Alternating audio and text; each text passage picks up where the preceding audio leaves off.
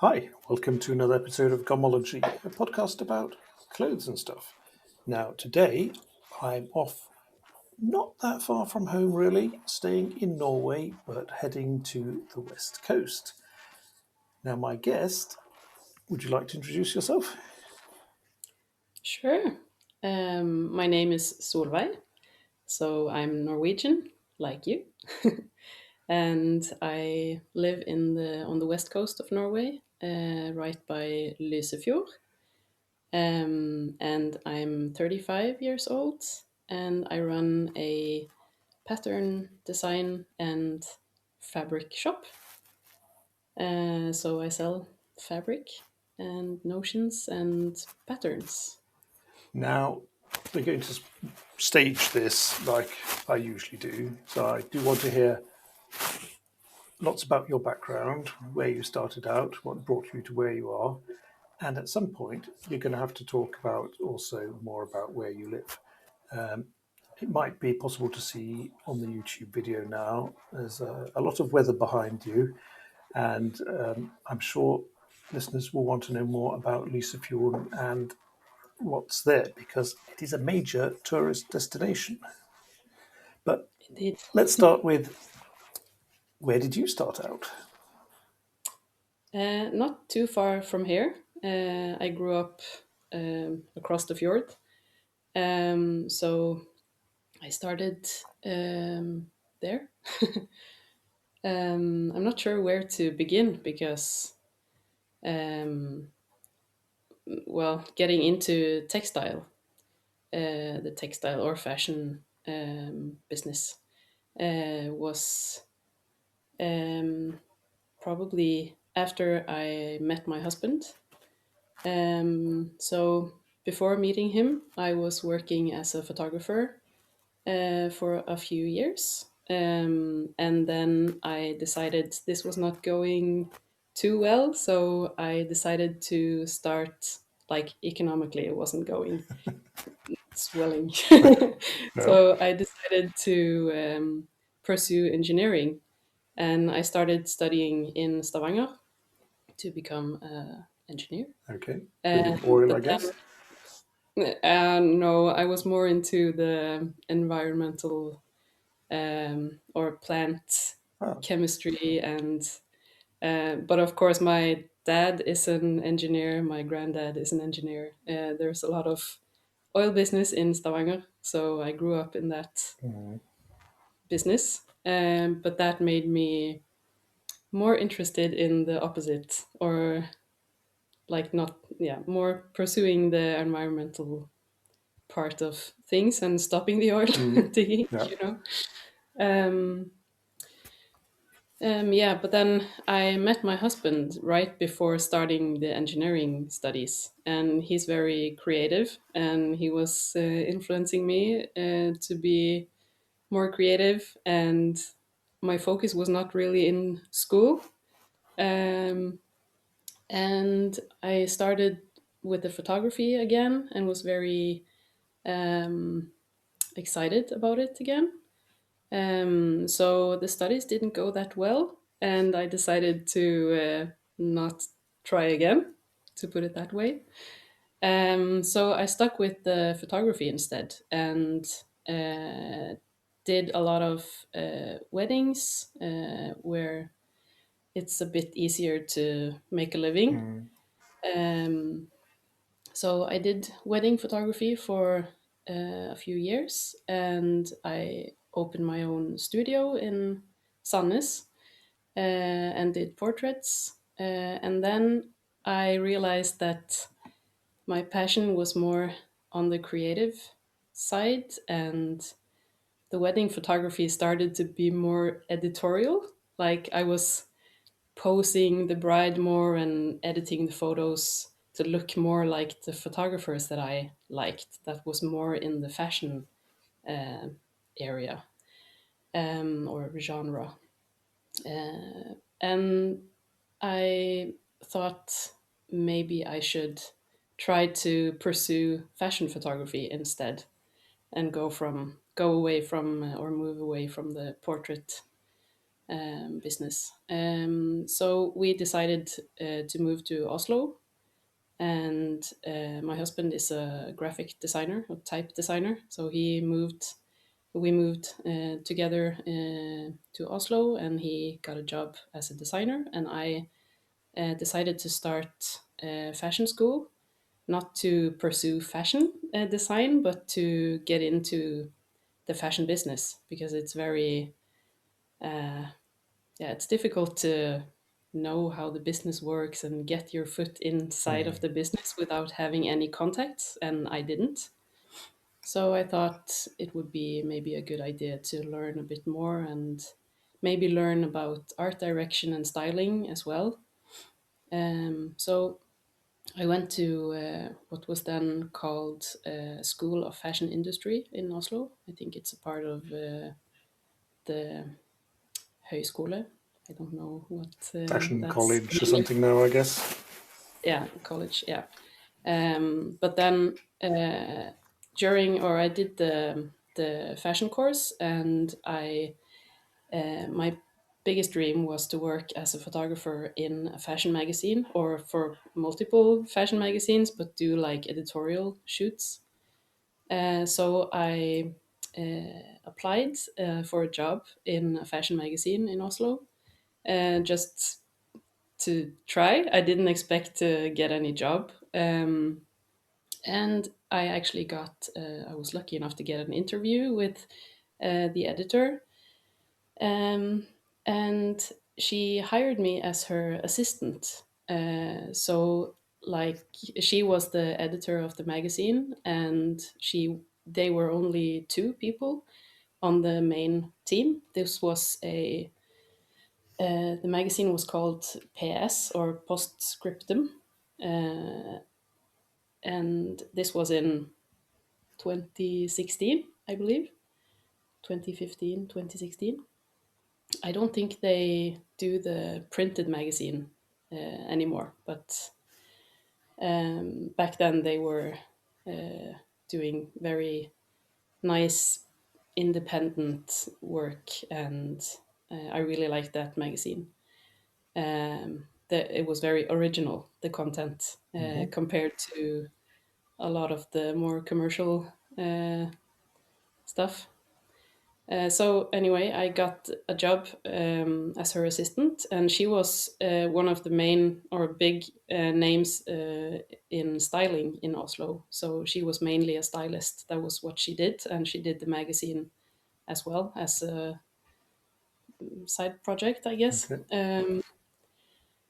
And so I spent a couple of years following her around and doing a lot of hauling of clothes from every PR agency and um, stores and brands. I went into showrooms and picked up clothes for her. And for the first year, I was doing that and assisting when she did styling on photo shoots. So that meant I got to be on the set and see the photographers do.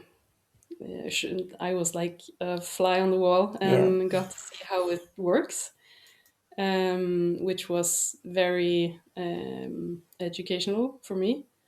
Um, and after a year of assisting her as a stylist assistant, during that year, I also got to shoot some small, like mainly product shots for the magazine, and of like photos inside of stores, and for like stories they did in the magazine. So I got my name in the magazine, and I got to meet all of the everyone in the business in Oslo, at least. Mm. Um, and also at Oslo Fashion Week, which was a thing then. It's not a thing anymore. Oh, I thought it was much bigger now than it used to be, but maybe has it totally gone Oh, away? maybe I'm not very into the I that really don't know at business all, but anymore. it was just my impression. Yeah, no, but at that time I was at the shows, and I managed like the at the shows you have like the stylist, and she has picked out the outfits together with the designer, and then you have like um, maybe students at fashion school. They get to be like the dressers, so they dress the models, or help the models get dressed Hmm. before the show. And I was managing the students and making sure they were putting the correct garments on the correct models, and that the models were okay and everything ran smoothly, which was fun and a bit stressful. But yeah, that meant I got to meet a lot of people, a lot of designers, and um, very thankful of that experience and getting to know the business. And then after that, I got a photography agency to manage me, and I got some jobs within uh, fashion as a photographer, which was what I set out to do, I Mm. guess. But it's very, or it proved very difficult. Of course, everyone told me so as well, to make money in that career. So I decided to change my path and do a degree to get a normal job Uh, um, and make a regular salary. And I had always been into web design, and it goes hand in hand with photography. And so I studied IT, and I took a bachelor degree in front end development in Oslo. And this was when I finished the degree, it was 2020. And COVID hit, and we uh, were thinking of buying a place to live, and we ended up moving to back to Sandnes, where we got a house, and I got a job in IT, and that's like, um, or the timeline is a bit like overlapping here. So when we moved, I had already started sewing. So we're going back a bit again. mm. Sorry. Because when I stopped working as a photographer, uh, I won't say I was like sick of the fashion industry, but I was, I guess, realizing the impact it has, and I wasn't comfortable working in that business as I thought I would. I didn't think of it like that before I started, like environmentally. Mm. So, and I, before that, I used to buy my clothes like in fast fashion shops. Like when I grew up, I didn't realize uh, how damaging that was. Um, but I was always interested in good textiles and good, like, solid fabrics and natural fiber, and always looking for like good quality, or the best I could afford at Mm. least. And I often went into men's sections in the shops because they always had better fabrics. Like the shirts were not like this flimsy viscose Yeah. stuff. It was like solid cotton or linen, or yeah, and denim was better. And so I wasn't really finding. I feel like everyone says this when they work with, or when they sew clothes or knit, or that I wasn't finding what I wanted to dress myself in. So when I started working in fashion and realizing that I shouldn't buy my clothes at, I'm not going to name names, but you know Yeah. which shops. Um, I started looking for alternatives, and there's a couple of good shops in Oslo, or there was at least. So I bought what I could from them, and I inherited a sewing machine, and I'm a person that tries everything, and if it can be done by someone, I can probably do it. Yeah. So I started trying to teach myself how to sew, and I tried finding good fabrics, which was not so easy. So I bought a few like tablecloths and stuff, which was cheap and uh, better than a lot of the fabrics. And I started sewing things, and then I started looking outside of Norway for fabrics because I couldn't find anything in the shops. Yeah.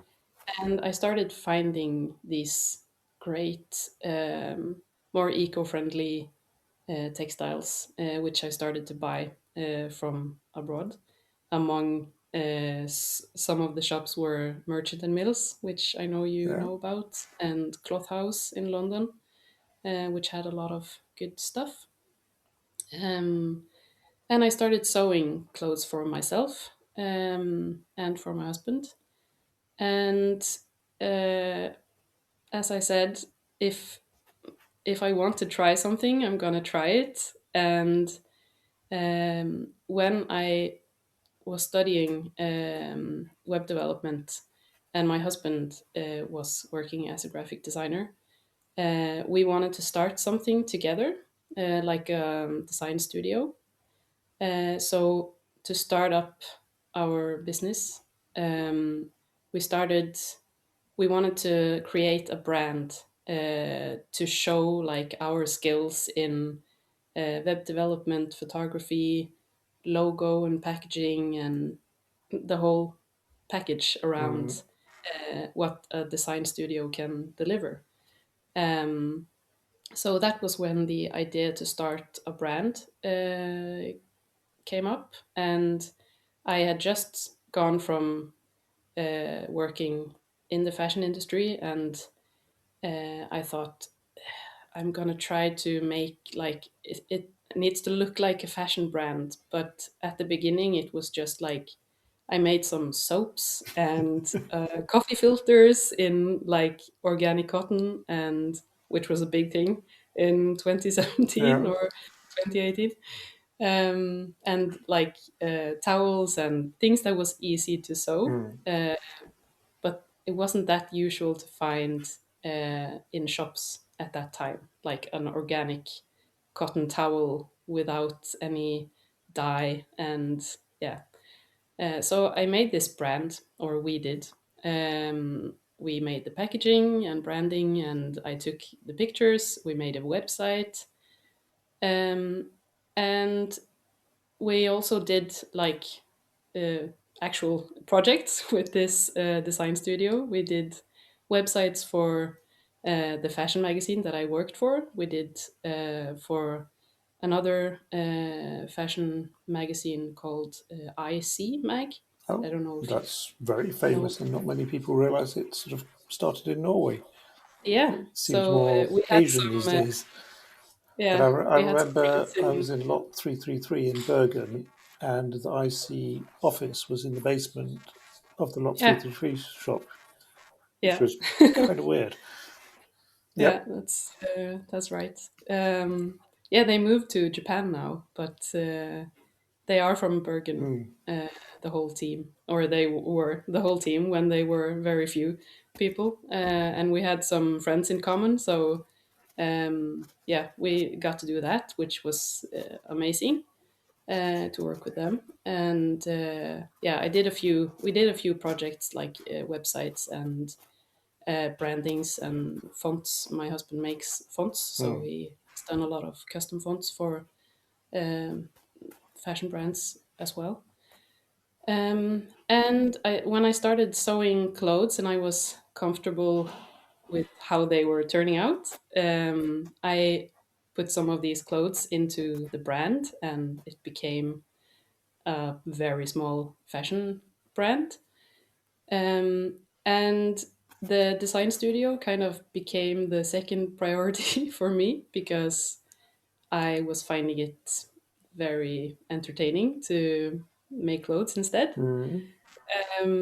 So I was using my whole like afternoons and while I was a student, and also when we moved back to Sandnes and I started working in IT, I still had my brand and I was making clothes in the evenings and on the weekends, and it was taking up all of my brain capacity, and I wasn't really into, or I was not really like excited about the website work anymore. I was more excited about developing this brand, which was not like a really big income, but it was doing okay. It was looking like it could be something. Mm. And when I got a few shops to buy some of the clothes I made, and I was selling a bit more and making a bit more of a living, I decided to quit the IT job and just pursue my own project. And you were sewing it all yourself. Yes, Ooh. I was. When I got an order from a shop for like five jackets, which was not a lot, but it was a lot to make Yeah. from scratch for me.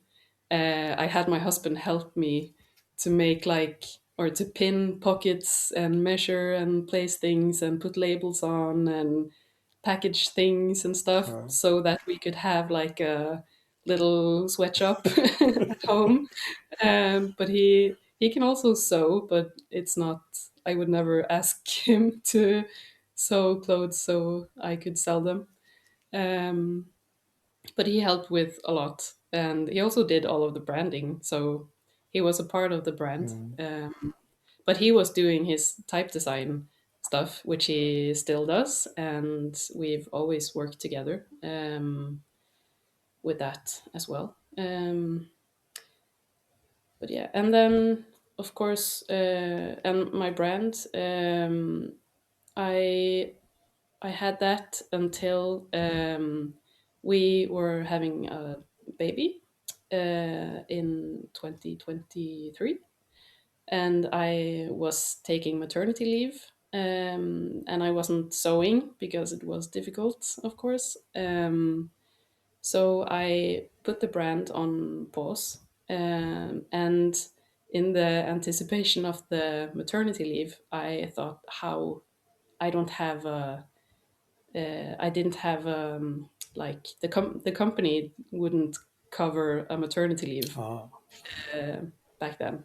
Um, I don't know what it's called in English, but when you have a like a company that is only you, you don't get support from the government to. Mm. You're a sole operator, I think it is. Yeah, that was what my brand was. So I that wouldn't cover maternity leave, and also I wasn't making a lot of money. So I thought, how can I turn this business into something that doesn't require me to sew a lot of garments myself without like outsourcing the production because I didn't want that. I wanted to keep it local. And of course, I was also feeling the pressure of making everything myself. And I was getting tired, or not like tired, but because it was fun, but it was a lot of work. And yeah, so I thought, how can I change change this into something that will be help me make a living and still go hand in hand with my values and whatever. Um, and I looked at what I had because the first thought was I need to make a lot of garments from all of the fabric I have ready to go, and then I can have my maternity leave and I can sell what I have. That was Sounds not a like good a plan. terrible plan. Yeah, very terrible plan. Typical me. Very ambitious and very time blind. Hmm.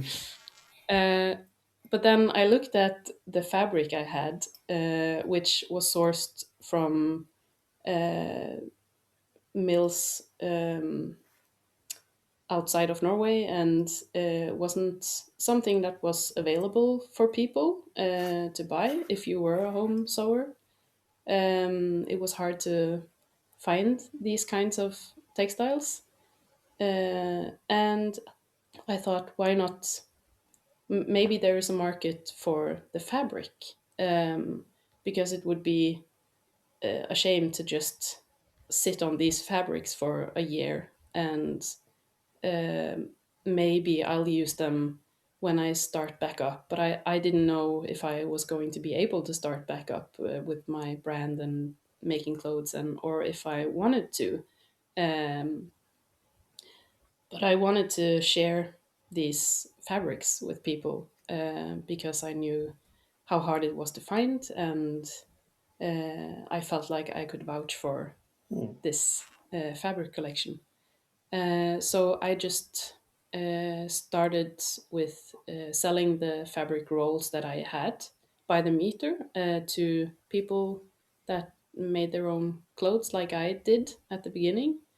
I started my fabric shop, Indigo Indigo, um, and people were excited and thankful that I was giving them this, as they put it, because it's not like there are quite a few fabric shops in Norway and fabric shops that sell online, but a lot of them buy the fabric from the same suppliers. So there's a lot of the same kinds of fabric or the exact same fabric Right. at many of the shops, and and that's because it's easier. It's easy to import the fabrics, or maybe they've already been imported. There's a big supplier from Denmark that many of the shops buy from, and also of course merchant and mills, which is very they are so great at sourcing and designing fabric. But a lot of the shops buy from them, so it's Yeah. something you can already get a hold of in Norway. But it is still very unique. So I started selling some of the merchant and mills stock, and also some of the fabric that I found elsewhere, like from linen from Lithuania, and a lot of hemp and wool from the Netherlands. Um, and then I also started importing from Japan, which is my favorite, of course, when it comes to fabric. And yeah, the shop started from there. Um, I feel like that's the main main story and side stories and everything in between. So, to summarize at this point, you've gone through, well, thought about at least two educations, two or three, or even four plans for what you'd like to work with, and then basically pivoted again. And yeah, so There might be an ADHD diagnosis in there. I don't know. I'm not sure, but I try things before saying something is impossible, I I think guess. it's admirable the way you have actually reassessed and pivoted underway and not done like many would do, just stick at it. because that's your choice and that's what you're going to do for the rest of your life. Mm. So at this point, then, you have decided that your fashion brand is now a fabric shop. But Kind of. yeah, kind of. It. I guess it's still on pause. I would love to have a brand again one day, but I'm finding it difficult um, how to do the production side of things because I don't want to make everything myself, but I also don't want to outsource it abroad unless I find a very good partner that I can use that I trust will do things in a in an ethical and uh, yeah, it's difficult. I I'm think. thinking that you kind of moved out of the fashion photography industry and you were kind of a bit disillusioned with the way the fashion industry worked, but Hmm. there's still a little part of you that wants to be a part of it. And Yeah, because I think there is. It's possible to make things in a different way than people are making things today. hmm, Um, if like some brands are making it work with the made to order uh, style that I used to do mhm, myself. But that's very uh, that works well if you have a team around you and you have the production locally, but you're more than one person. yeah, Um, being one person and doing all of the stuff, like you're doing the admin, accounting, marketing, and I'm also doing the photography and it doesn't scale. the web shop. It doesn't work. It's difficult now, and I would love to have someone to help me or to be a part of the team or partner up with. But yeah, many of the brands are doing it like they are because it's the way you're supposed to, or it's the way it's being done. So, but there are other ways you could have a brand, and I see people making it work, and which is very exciting. So there, I think there is change happening, but it's probably down to the consumer and it being unusual and um, yeah, and getting the brand out there if it's not like a big. I remember you talked to someone recently and you talked about I think it was the last episode where you talked about if you make if you can make 10 sweaters in a week or in a month, Yeah. you only need 10 people to buy those 10 sweaters. Mm. And that's where I'm at. Like, I want to. I'm not like ambitious to have this brand be global and selling thousands of garments. I just want to make a comfortable living and uh, like anyone Mm. does, really. Uh, but I want to make things in a good way and it being um, like um, matching the values I have. Yeah. Otherwise, I don't see the point in doing it. Really. I mean, for most people, it's a case of getting rich, isn't it? So Yeah. screw everything else.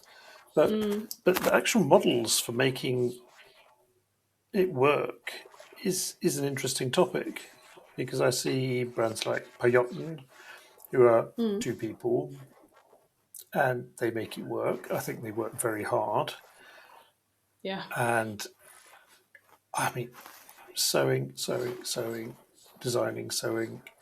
It is hard work. But then I think I mentioned it previous episode as well. You have this suit factory in Eastern Europe, all they do is make made-to-measure suits, and then you have all these shops taking orders for them.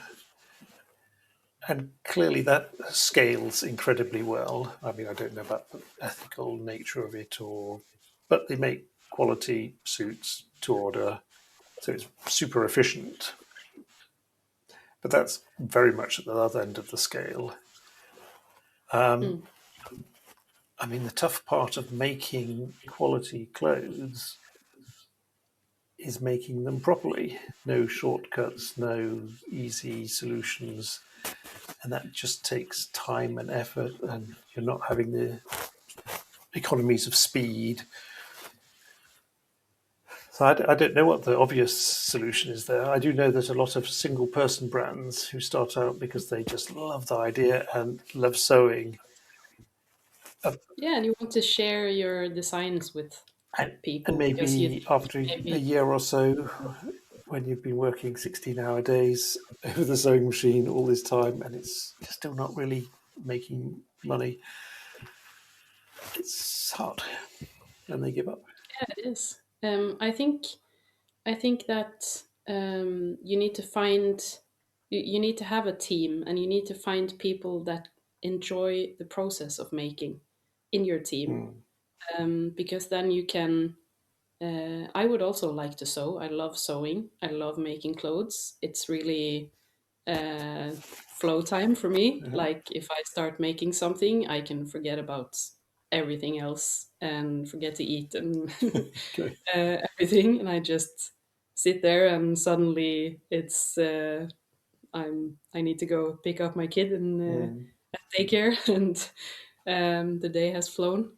But it would be if that's just like making things for me. So if I were to have a brand, I would love to have, or the people that make it work. I think they have a team with someone that does the main like design and um, direction of the brand, and then you have people on the team that maybe they have a part too in the design, but they are also just finding the joy in uh, working for that brand mm. and making the things that they are selling and sending that to people. And I think that's the way to go.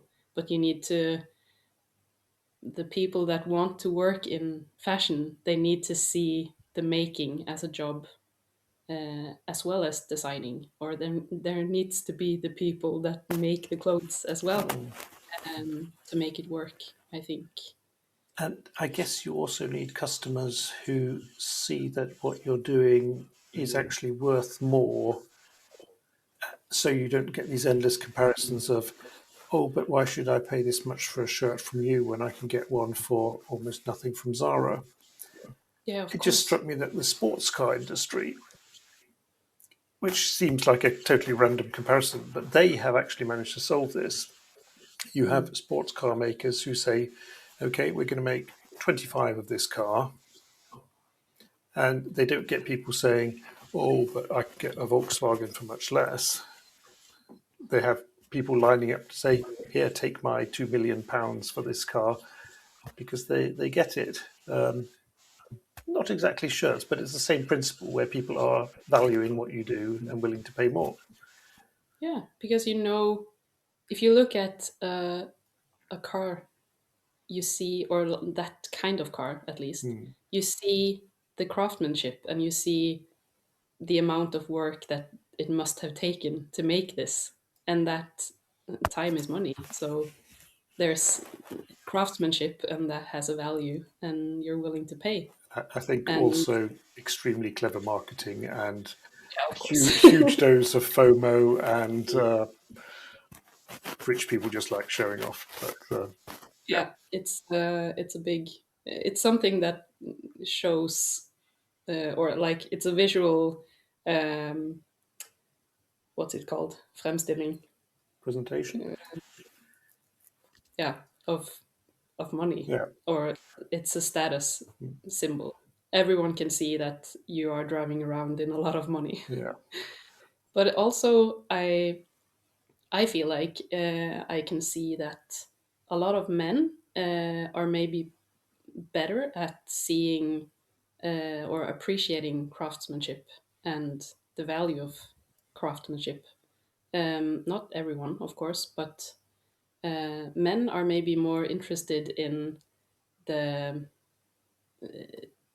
typical, like the cars or the a good leather bag or a knife that's handmade or like tools, Mm. good tools, and a very good jacket, like you always have in your background, which you can tell from the jacket that there's a lot of processes there and it takes a lot of time to make it. I And it's very solid. And I was standing yeah. by the sea just yesterday with my dog Penny, and there were three guys putting their kayaks into the water, and I heard them discussing their equipment, and it was like that was also this, Yeah. all the But gear. it is, and it's in everything. And it's like right now, or the last couple of years after COVID, probably, it's been very popular to start trail running and bike packing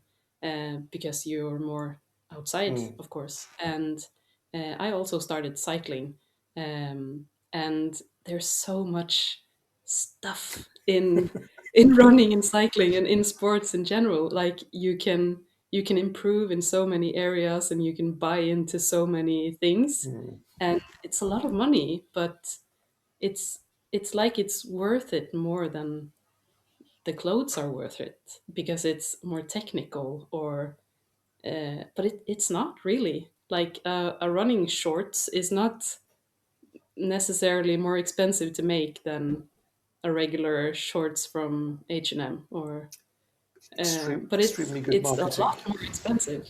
Mm. So it's a big business. The tech stuff, or the yeah, the things you feel like you need when you have a hobby. I think bikes and stuff are like high-end audio equipment. Mm, You have a certain type of person who just can't get enough of it, and it's very easy to sell to. But yeah, then and again, you it's all want marketing. to You've got the upgrade. magazines, you've got the advertising, you've got the myths and legends, and Mm. yeah, I think we need to loop back to. But I thought about recently, more fashion related, how women, or mostly women, uh, will buy a handbag for £3,000, but then because it's Prada or something, No. but they won't appreciate a pair of jeans costing £300. But it's the same amount of sewing, and maybe okay, the bag is more expensive because it's made of leather, if Mm. it is made of leather. Usually not. Um, and the pants are made of cotton, and you think those are cheap, but if they're made of an artisan salvage denim from Japan, which is a bit more expensive, and it's stitched in a great way on a great uh, factory with all the traditions, and Mm. it's craftsmanship in the same way, and the bag is maybe made like quickly on, But yeah. isn't the bag more similar to the sports car in that Yeah. it's showing that you can afford it, whilst it's only the truly weird among us that will recognise a pair of jeans for what they really are? I'm not weird. Yeah. No, that's true. So branded things, and often sports clothing or technical Mm. clothing, have a lot of visible branding Yeah. that will maybe be easier to pay money for because you can show it off. People can see who you are supporting. But Mm. that's maybe a personal style thing too. That it's a part of your identity. Or It's like Balenciaga jackets with the huge logo along the back, and some people think that's a good thing, others don't. yeah. Hmm. So, yes, at some point you started making patterns as well. Yeah, or I drafted my own patterns for my brand. So I started making patterns just for me to use at first, so on paper, old school.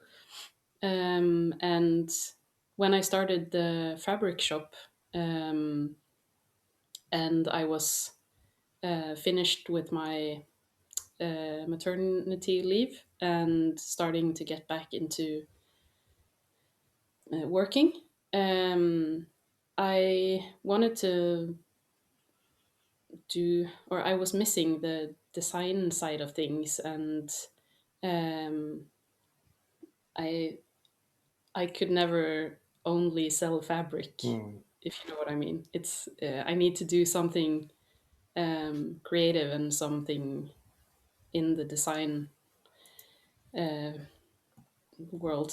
Um, and I thought I didn't realize that pattern sewing patterns was like such a big thing. It is a big thing, a big business. Yeah. Not that I wasn't really looking at it as a business thing for me. I was just thinking, how can I do something creative with this fabric shop? Can I sell? I didn't want to make clothes and sell, but I wanted to make something that was designed by me. And then I thought, I have these paper patterns from the brand, um, and I didn't want to make them go to waste, so to speak, and maybe share them because I started sharing some photos on the Instagram page and website for my fabric shop, and people were asking, "Oh, what pattern is this? Can I make this trouser?" And I thought, well, this is self-drafted. It's a pattern I made, but maybe I can turn this into a pattern that I can sell. So I started digitizing the paper patterns from my brand and grading the sizes and writing instructions and making them into sewing patterns to sell, Hmm.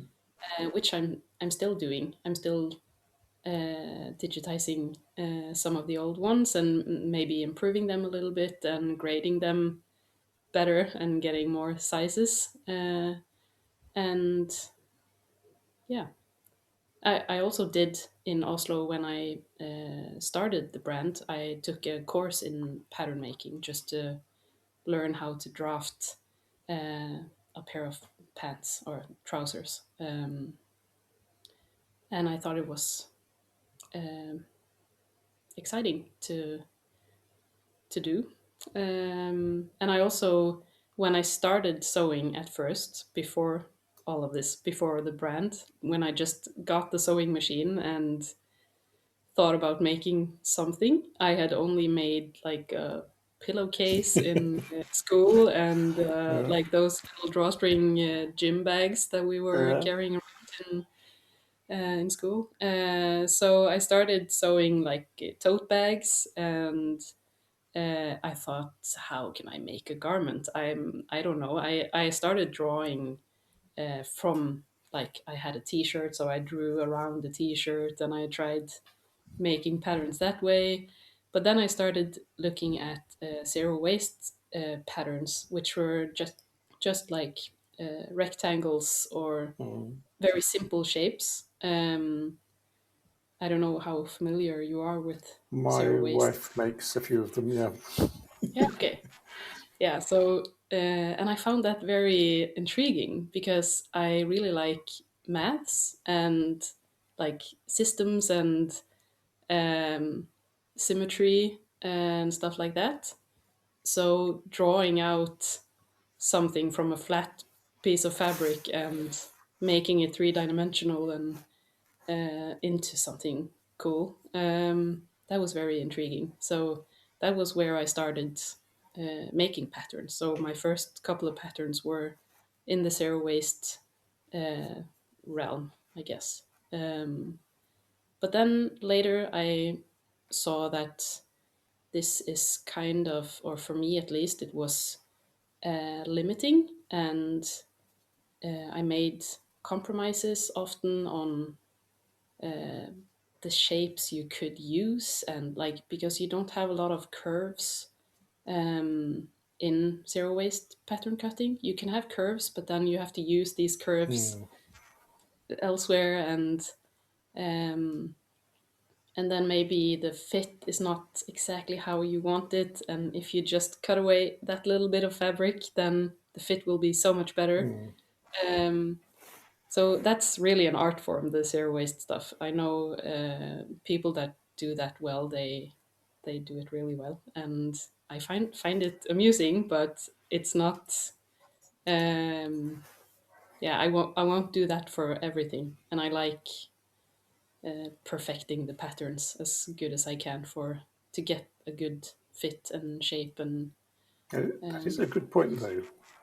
The fact that, mm, I mean, it's a really good principle not to have any waste, but if it means that the garment doesn't actually fit that well, what mm, is most important? yeah, it's the often the zero waste garments are very oversized, and I really like that. I mean, oversized is my cup of tea. The bigger the better, the more volume, the more exciting, often. But there's a lot of, yeah, there can be too much fabric, and it can become uncomfortable and or not practical. um, and yeah, there is a bit of There compromise is some in historic precedence, though, for zero waste, isn't there? In the olden yeah. days, when fabric was very limited in availability and you really wanted to use it all up. I know Alan Brown, when he was making the nettle dress, I think that's almost zero waste, naturally, because every inch of that fabric had cost him so much to make. But the Norwegian busserull, I think, is almost zero waste. Um, Yeah, the bunad shirts as well. If you look at the shirts for our national costume, mm, you can see that the arm, or at least for women's, I guess it's the same for men's. You can see that the sleeve is just like a big rectangle, and you have a gusset under the arm to compromise for mm, that, to make the shape, and you have the cuff to cinch it in. So there's a lot of fabric in the mm, sleeve, and the body is also just like, it's very square, mm, but then you have the vest on top, which cinches everything in, and yeah, so it's very traditional. And the collar as well is cinching, so there's a lot of gathering in the neckline. And but the kimonos as well, they were made from silk fabric woven on the looms that were very narrow, yeah. so the pieces of fabric were narrow, and they made use of that, and the fabric was precious. um, and that's why I wanted to pursue it as well, because the fabrics, I didn't want to have this, like in the sewing studios, they have a bin at the end of the cutting table, and they cut all their, like, this is at the small sewing production facilities in Oslo, or Mm, if they have like tailoring shops or custom brands. Of course, at big factories, it's a lot scaled a lot bigger. But anyway, they have a cutting table. They cut all their pieces, and then they just shuffle it all into this bin, and it's thrown away. yeah. And I couldn't do that. I could never. I take care of everything, which I shouldn't, because it's. But I wanted to avoid having too much waste It's when doing strange design. because fabric or textile waste from clothes that have been worn is what we talk about now, but actually, fabric production waste is also a problem. Mm, big, Mm, big time. And I think the in in home sewing, it's not. that big of a problem, but it is a problem there as well. But I don't. I think the big problem is the big business, the people that are just making things for profit, and they don't care about the I waste. would like to say that for home sewers, it's only a problem when you define it as waste, because my bags full of little tweed offcuts are not waste yet. I will use them one day. Of course you will. So, not a problem. No, me too. I have. I just made these little pressing pillows. I can show you.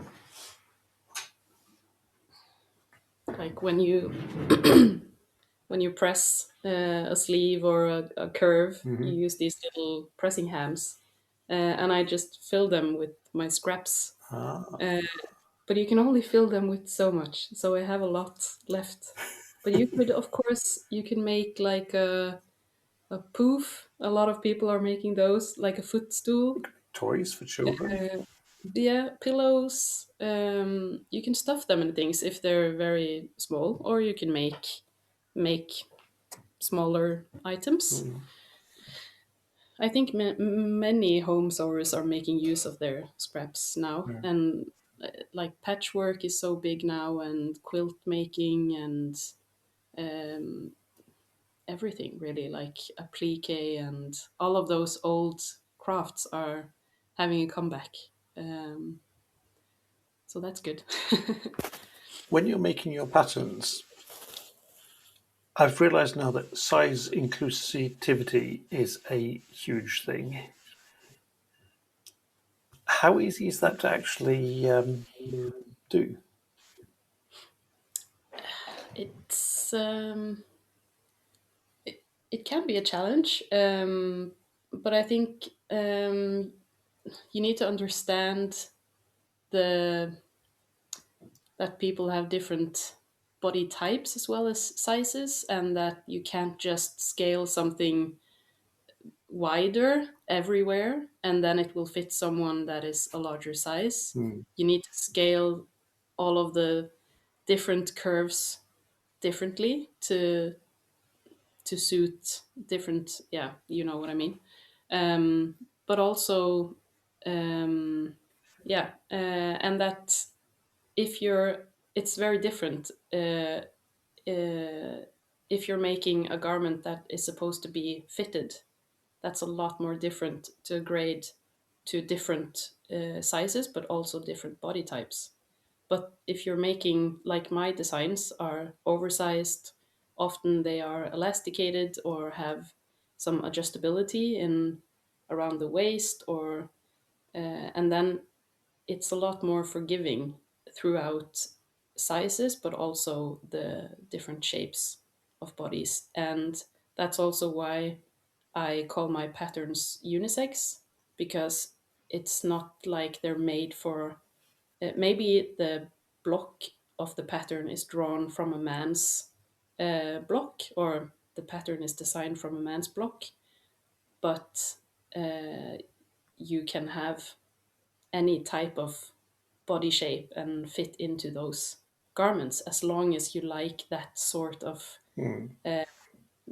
oversized shape, or that there is yeah, it falls off the body in different ways for different body types, but it should be the same across sizes. But Yeah. of course the difficult part comes with um, both the testing. Like I always test my patterns, or have several people test the patterns before I publish them, and it's very difficult to find someone to test that is actually a size 5XL. um, I I find that hard. So Hmm. if you're out there and you want to test my patterns and you're a larger size, that would be, please contact me. Um, because they need to be tested on these bodies.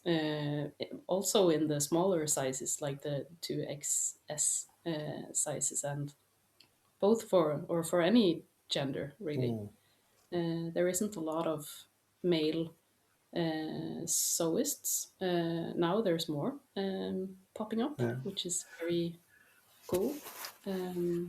But yeah, it can be, and I think many people are just um, maybe expecting patterns to be to fit them perfectly from the box. But you also need to kind of think of the pattern as a starting point or a blueprint, and you can alter it to fit your Yeah. body like you want it to. Because They are my design and my opinion. So yeah. because a 5XL really also needs a height aspect, I guess, because a 5XL would probably be someone 2.5 meters tall, but Often might not. only be 1.5 meters tall.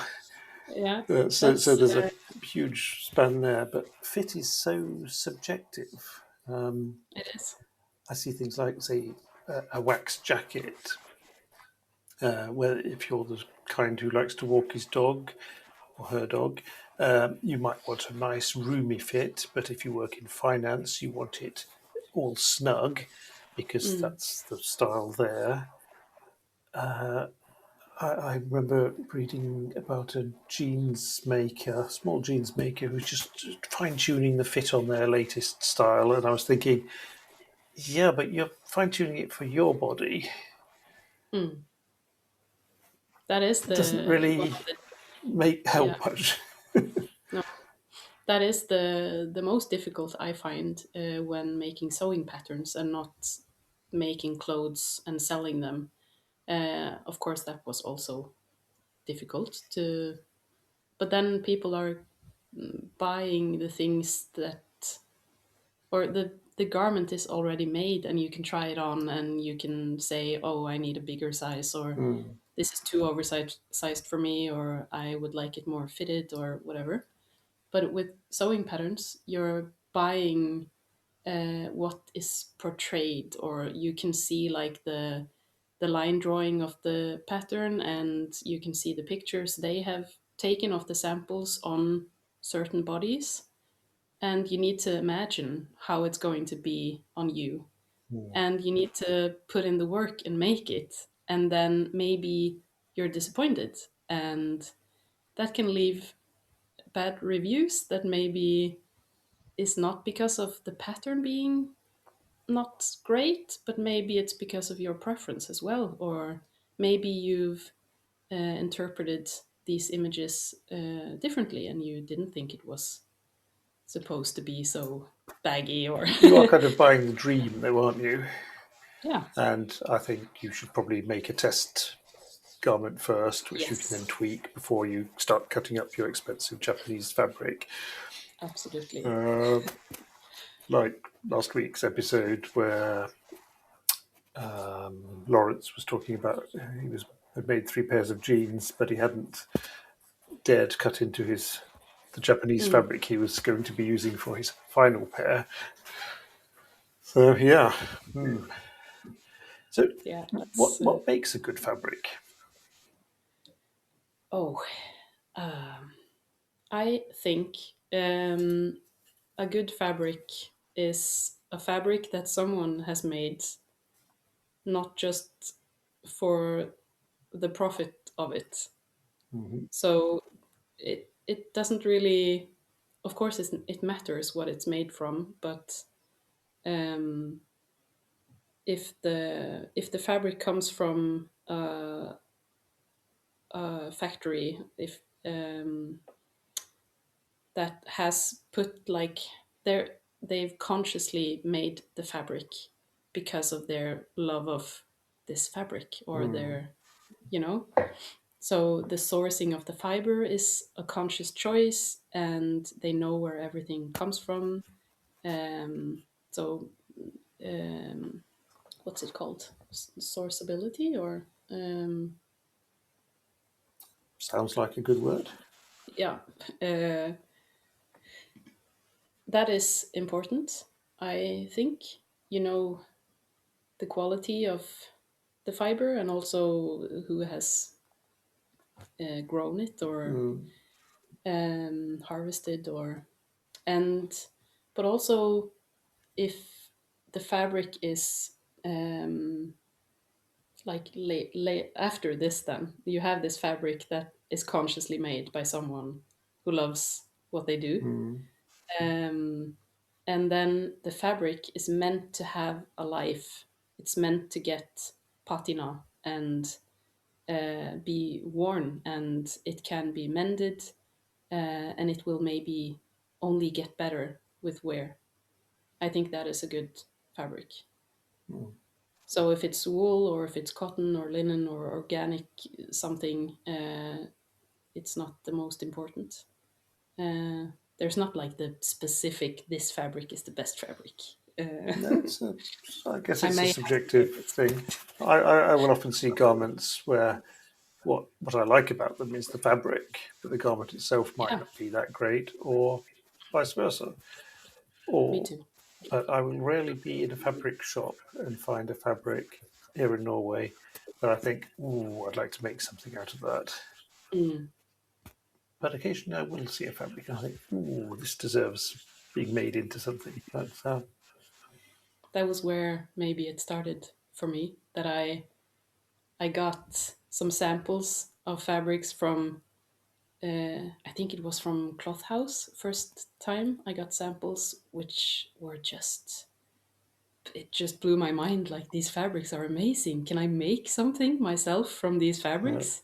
I need to do that. I need to make this thing, and then it started. But I also I remember, like I said, I used to go into men's sections, and when I shopped at like H&M or Weekday, or like when I was mm, very young. But later, when I worked in the fashion industry, um, I of course there was a lot of nice things in the from the high end brands in the high end department stores, and but I remember very well going into then it was called Fly Kicks. Have you been there yes, it's in what's called genuine Marseille? No. goods in Oslo now. Yeah, I remember going in there for the first time. My husband had heard about it, Yeah, and we walked by, and he was going to check something out. And and of course, they only sell menswear. yeah. Uh, and I knew they had Universal Works, which I liked back then. But I also found a couple of indigo dyed things. Like, they had Blue Japan, Mm-hmm. which I ended up buying a jacket from, which was the first time I saw an actual nice like indigo piece in like a heavy cotton. It was a workwear jacket, um, and I just fell in love with all of the like the items in that shop.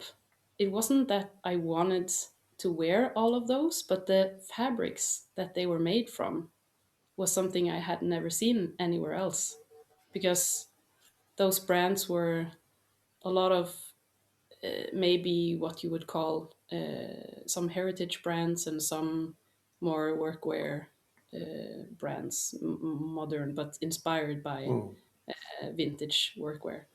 And that whole style was new to me. Um, and that's where it started, I think. That jacket, Mm. that indigo jacket. And I just fell in love with, yeah, fabrics. And I thought, I need to get these fabrics. Where can I get them? And they were nowhere. Yeah, well, that is the type of clothing that when I find that when women see me with that type of clothing, they start asking, "Where can we find this for women?" Yeah, Which isn't an easy question to answer. I mean, there no. are a couple of brands that come to mind, but there isn't really that sort of scene for I used to women. buy some, or my favorite brand, women's wear brand then, was of course Margaret Howell, Hmm. which had many of the items were across both genders, or any gender. Um, Maybe that was the MHL collection, Hmm. was for both men and women. But they had a lot of good fabrics. Um, but often the women's cuts are not my style as well. Like it's not just the fabrics. It's maybe that like typical Margaret Howell was very a bit more preppy than my style maybe, but like the silhouettes are more feminine, Mhm. But I I tend to like a lot of the masculine stuff. So Universal Works were more my style, Mhm. but they only had women's wear. But I bought trousers from them because I like the fit better. Mm. Um, but I also had some Margaret Howell. But there was they just closed down. But the Old Town brand Mm. I also liked a lot, and they also made sort of unisex, but men's and Mm. women's in very good fabrics. They've kind of closed down, but they also are living on, I think, through Yeah, labour and weight. So I don't think they're yeah. really closing down. They're just in a No, transition. But they don't have the made to order stuff anymore. some, I think. something that strikes me about making clothes yourself, which may be a bit difficult for many people to comprehend, is that you buy fabric and you make it yourself, and compared to much of what is in the shops, it turns out massively more expensive, both in money and time. And you sort of realise that the maths of the fashion industry don't work. Yeah, that's also a big motivation for me to do what I do because I think bringing awareness to how much fabric costs and how long it takes to make something, uh, and all of the processes that go into making, you don't think about that and how costly it will be. Like in knitting, I think it's more obvious because as soon as you start knitting, you understand that you need to make each and every single loop of the fabric and then sew it together or pick up stitches, and it takes a long time. It's many hours, Mm. and it can be as many hours to make a garment. It can be more for couture and stuff, but yeah, it's not cheaper to make stuff, to make garments yourself, unless you buy the fast fashion fabrics. Like Mm. going into a commercial fabric store, you can buy very cheap fabrics, and it's the same as going into, or in my mind, it's the same as going into a fast fashion shop and buying a very cheap T-shirt. Yeah. That T-shirt fabric is also made somewhere, so it's not necessarily cheaper or better to make things yourself. It's just more, it can be faster because you don't have all of the steps. You don't have to wait for the clothing to arrive in your mailbox or uh, going to the shop and buying it. I'm not sure that would even work either. But I think, I have made a few things in the past for myself, and I've been sort of semi satisfied with them. And then I hang them up downstairs, and I kind of never look at them again. Which is, there's some weird psychology at work there because I just don't appreciate what I make myself. But if there'd been a brand of some sort on it, might be exact same garment, I'd think, "Ooh, that is so cool! Mm, What a brilliant idea!" But I think if you manage to make things that are generally good for yourself, mm, you're and they actually fit you well from a good fabric, that must be so valuable. yeah, I think because you haven't cut into your expensive tweeds yet, right? You have quite a lot of tweed downstairs, yes. Yeah. So you appreciate the fabric, but you don't appreciate what you've made.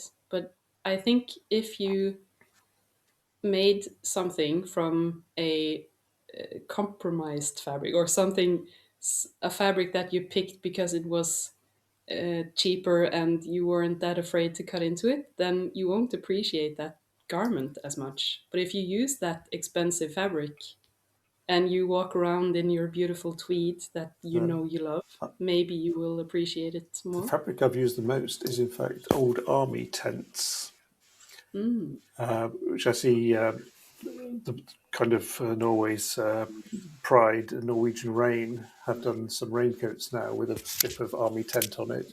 I'm yeah. sure Michael stole the idea from me. I will be talking to him about it. Mm, But I thought using army tents was a brilliant idea. So, of course, Yuki it can Matsuda be. did it briefly before me, but yeah. Anyhow, um, I'm not sure where I was going with any of that. No, but you know you appreciate items with the branding on it from a brand that you love. You, for some reason, this brand, you associate yourself with the brand. It reflects who you are and your style, and you know that when people look at you, they see your values. And I believe that at least that my style reflects my identity. So if people look at me and they see a hand knit sweater, then I know they know I knit my sweaters, and that means something to me. Hmm. That means I like crafting, I like fiber art, and that's a part of my identity. And for you, maybe the brands help you reflect your identity. But that's why I think maybe if you made something in Harris tweed, then because that's such an obvious fabric, it's such a like people, everyone that's interested in menswear, or they look at tweed and they see quality Hmm. and craftsmanship, and then it's a part of your style. But also, of course, the tents are too. So I don't know. I did actually wear a waistcoat I'd made of army tent with a lining in caramel corduroy when I was on Norwegian television. Thinking back, I'm thinking, wow, that was a brave move. But then again, oh, I don't know. Yeah, yeah. Oh, Um, but you have to find some. You have to find a pattern or draw. Maybe you have a favorite jacket and you can draw that design or yeah. that pattern yourself. That's I'm very like not by the book type of designer. Like when I started out, I made a kimono thing, zero waste, from some Japanese wool I got from cloth house that was very expensive and very precious. Oh, Of course I made a little toile first from some sheets, but I just went for it and I loved that jacket. yeah, And it was terrible. Like the inside was falling apart because I hadn't overlocked it or finished the seams inside. yeah. So it frayed, and I still have it in a box somewhere. But it was precious to me and I wore it because I loved the fabric. And yeah, that was the main thing. I did make two versions of the Merchant and Mills four-man jacket. Yeah, that's a The good one. first one just in a cotton twill, and the second one using old tents. And that taught me an interesting thing about design, and that was don't put in all the details you can think of.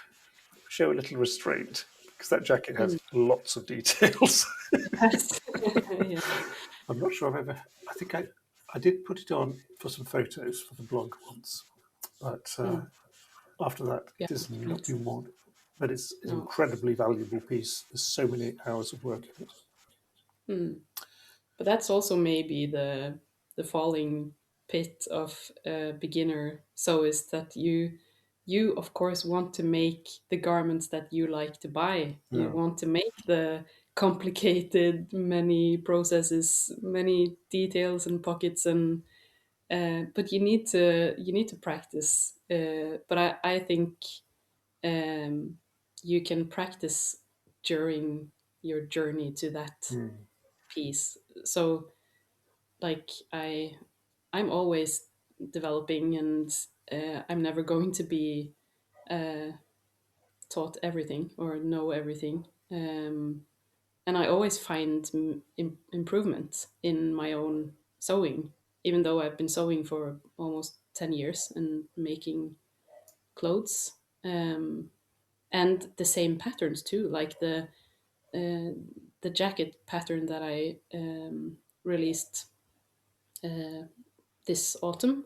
That was one of the first designs from my brand, and still, when I make that jacket, it improves for each jacket. I think, and also there's a big um, skill in knowing what fabric to pick for a pattern. So a pattern will be designed with a fabric in mind, and they will maybe show a sample of the pattern made up in the fabrics that they recommend. And I would really recommend to stick with those, but of course, experiment. But when you make your toile, make the toile in the fabric type that Yeah. it's supposed to be in, because then you can see how it falls. And yeah, but choosing the right fabric is important to get the right, like get it to look right. Mm. And with all of those details, you can easily pick the wrong fabric, and it can be very difficult to sew also. One of the problems I often observe with people who like knitting and sewing is that they very much like knitting and sewing. Mm. So they've always got something on the go. They just can't stop producing. Mm. So you need, once you've sort of filled your own wardrobe, you need more people you can supply because it's so much fun. Mm. Is that something you see a lot of? Yes, of course. For me, it's maybe the opposite. I have so many projects uh, that I can never have room to come up with something new because my queue is so long. Uh, But that's of course because I also work with it. So if I have a pattern coming up, I need to make X amount of samples. So those are first in line, and then I can make something for myself afterwards. And many of my patterns are um, more on the menswear side, or unisex. So I want to make them on and take a picture on a man's body as well. So I make a lot of things for my husband. mm, So he's first in line, and then sewing for myself is yeah, second or third. Or but yeah, I have a lot of customers saying that they need to buy this fabric, but they don't know what to make, but they will come up with something, and it's just so nice, so they want to have it, like you have your Harris tweeds. I could strongly Fabrics. relate to that. Yeah, I mean, I've Yeah, seen fabrics. You just think, oh, I should buy meters of this just in case someday something will come to mind. But you will regret it if you don't, because suddenly it's not available anymore. And that is the thing. That is the thing. I did find someone on Instagram the other day, a small weaver in Europe. I forget the name, something Metier or something. Métis, Metis, that's right. yeah, I have a few fabrics from him actually. I A great weaver. saw a light light blue shirt that was made in one of his fabrics, and it was Mm, just so nice. Oh, mm. You can get those fabrics from me, you know. I feel you're talking like a Send drug you- dealer now. I am. I was just talking about that with someone, or every time I talk to someone and they ask me, "What do you do for a living?" And you know, in Norway, that the word for drugs is the same for fabrics. It is, which is oh, It's a bit silly. So when you talk about, "Oh, I sell fabric," but when you talk about it in Norwegian, it sounds like you're a drug dealer. yeah. So that's a bit off. Yes. Yeah. No, but I was going to say that in with buying fabric and making things, or yarn for knitting, there's a lot of psychology in that, because I've been reading a bit about what triggers dopamine and all of that jazz. And you get dopamine from making something, maybe, but the dopamine is largest, or the making of dopamine is largest in the planning phase.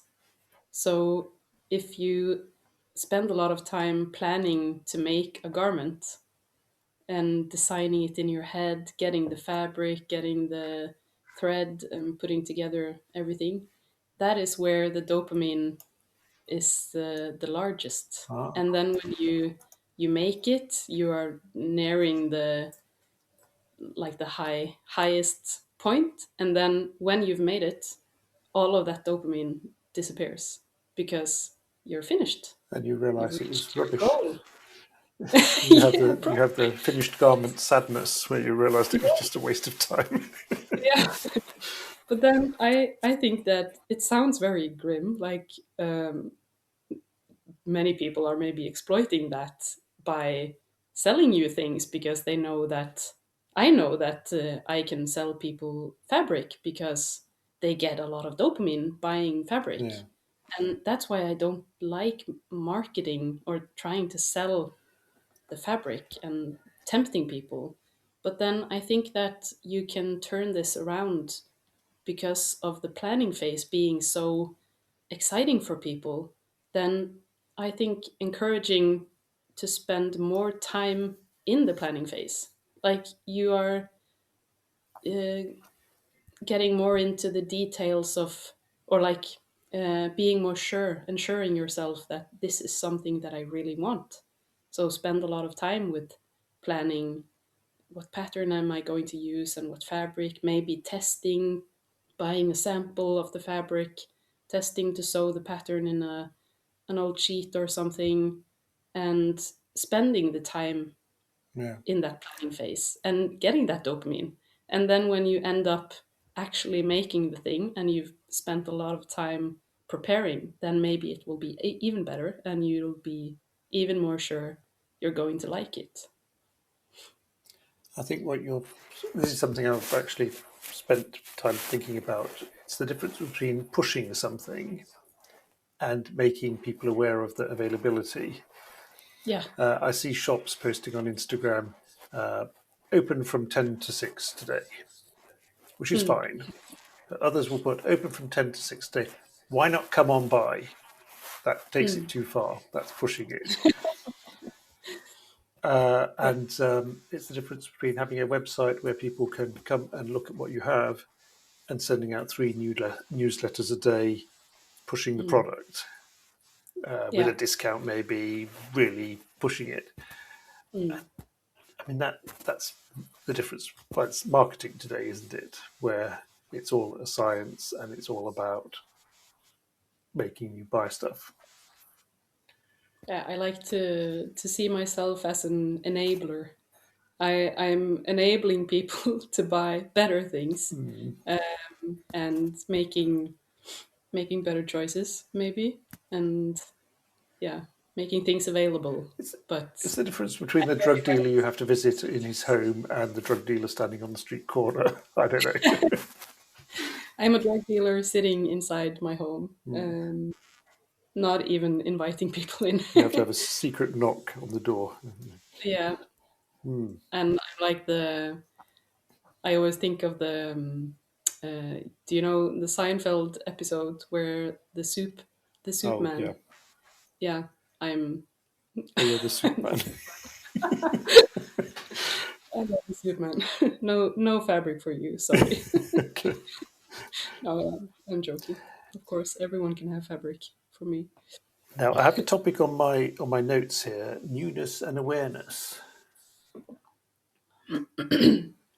Yeah, that's a bit like, or goes a bit hand in hand with the what we just talked about with the dopamine thing. Uh, That people or the psyche is like it needs new things. It needs something exciting and new and beautiful. Like or the thing I was thinking about when I thought about newness is that what is the most, or why can't I say that I have a sustainable brand or a sustainable business? That is, of course, because I produce things, or I Mm, make people produce things for me, and I sell it, and it's new things that are yeah. made. It's not vintage or um, but why is that, or why can that be okay? Like, is there an alternative to not make new things and to just use what is already made and keep the clothes that you already have and wear them? Because like nowadays there are people on Instagram, the style influencers are posting their outfits and garments and saying that, oh, this piece I rewear a lot. Yeah. Like, what happened to wearing? Why is it rewearing? Previously we just used to wear things, and we wore them repeatedly and many days in a row even. Yeah, I And mean, it didn't my entire matter that. teenage years, I was an outfit repeater because I had my jacket and my jeans and my shoes. Exactly. And by like during the years it's been less and less so, and it's been like you're almost disgusting if you wear the same pants 2 days in a row. And the people at school that wear the same outfits are weird, because it's like you have to change up your outfit every other day, or not wear the same thing every week, or every time you see someone you need to think, did I wear this last time I saw them, because then I can't wear it Yeah, today. And so we're kind of screwed together in a way that we need new things, because not maybe, or I think it's also a psyche thing that we need something new to excite us, but also it's how we think we are portrayed by other people, yeah. that they need us to be in new clothes, but actually we can just wear whatever we already own and feel comfortable in. I think for me, it's the difference between wearing clothes for utility. You're going outside, you want to stay warm, so you're wearing your trousers and your shirt and your jacket, and some other reason for getting dressed, which isn't about utility, which is where Mm. it gets into all this thing about not wearing the same outfit you wore yesterday. Really, it is ridiculous It because, is. especially wearing clothes for other people's appreciation, which seems, well, it is a massively huge thing.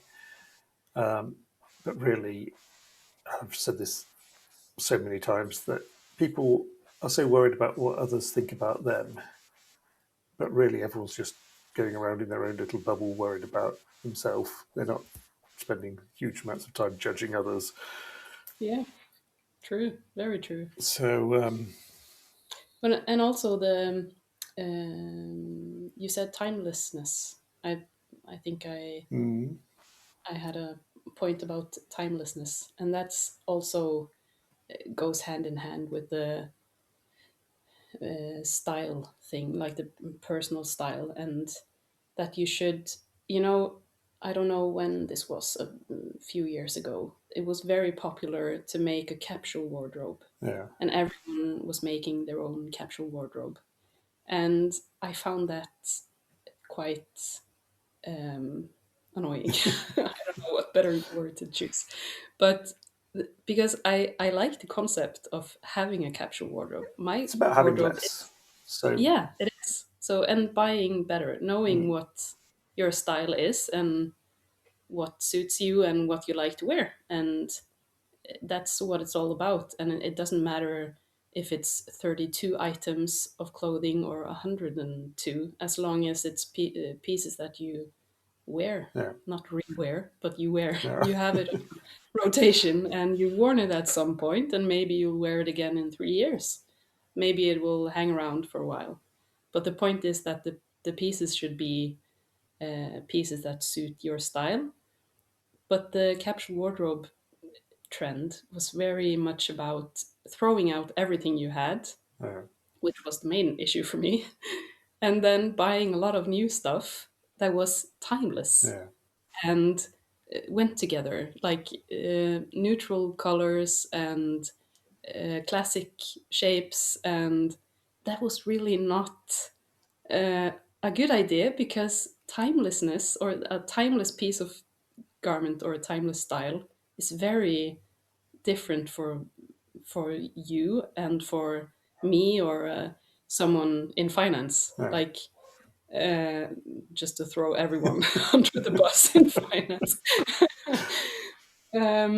But you know what I mean? That timeless style, if you were to Google that, that would be like the classic suit, chino, like a khaki chino, a blue shirt, some loafers, a black bag, a black little dress. Hmm. Uh, when have I worn a black little dress? I don't need that or maybe to a funeral. But for me, a timeless piece is something that I know I'm comfortable in, and that I know I've worn this silhouette for 10 years. I'll probably enjoy this for 10 more years. But my style is always evolving, and so is fashion history. Hmm. So something is never timeless, but you can choose something that is suitable for you and your style, and be conscious about what you're choosing, and not like follow trends. Of course, I wear things that are trendy now, but I didn't make it or buy it because it's trendy. I bought it because I like the style, and And then it became it trendy. happens to be, yeah, it happens to be trendy now. Like the pants, one of my pants or trouser patterns is very like a balloon style, like the maybe a little like the in sewing they call it barrel leg. Hmm. Uh, I called it balloon because when I designed it, it was inspired by Japanese fashion, and it was very fashionable in Japan in 2015, 16, with very like voluminous bottoms, Yeah. and I love that. And I also saw it in way back in history in workwear. In the Netherlands, they wore like fishermen's pants in Yeah. the Netherlands, very like that shape. I love that. And then I brought it out as a pattern, and the whole sewing community was calling it a barrel leg, and it was all over. COS was selling barrel leg trousers and this and that, and every fast Yeah. fashion shop was selling barrel leg. And now the same with the parachute pant, the hiking pants Hmm. that are also like an old military style. Those are totally back in fashion, and that was my second trouser pattern, and I didn't realize that this was going to be like blowing up. Hmm. But yeah, Yeah. it's funny. About timeless, I mean, I think that's just such a red herring because, I mean, you tried to list up some timeless items. I'm sure that there are plenty of lists out there that do list them up. I mean, maybe a white T-shirt is a timeless item, but then again, which cut, which neck, which variant of it. Hmm. I think the point that was good about capsule wardrobes was buying things that work together so that you Hmm. have basically an infinite amount of combinations you could make instead of the way at least many men shop. They will buy unique grail items. They will buy that Hawaii shirt, that souvenir jacket in silk from Japan. They will buy something that, and you sit there and you've got your bed piled high with clothes and nothing really works together, but every item is uniquely superb Hmm. and special. And it's like, you just can't put anything together. Could of course wear everything that is unique, but then you would maybe not feel comfortable That because it's too uh, much. Or I mean, it's like some people manage to style very cool outfits with it's like camouflage mixing. fabric. Yeah. I see guys wearing frog skin camouflage pants, Mm, which I think is a terrible look. It looks awful, but if you're wearing one item of camouflage, you can't really wear anything else that is loud. Then mm. it just clashes. But that would be like your pile of super special items where you're wearing your fabulous red corduroy pants and your neon green biker jacket or whatever. It's just like, wow, are you trying to Yeah, get you attention? rob the sales table with all of the things that no one really wants. That is the thing. I mean, there's a concept, the 70% discount stuff, which is all the stuff that no one else wanted, and you realise after you've bought that fabulous deal that yeah, there was kind of a reason for it. It just wasn't that great. Or if you put together the camo trousers and your camouflage jacket and maybe a bag as well, and you look like you belong in the woods. I did once see a Swedish guy posted a photo, and he was into army style. Hmm.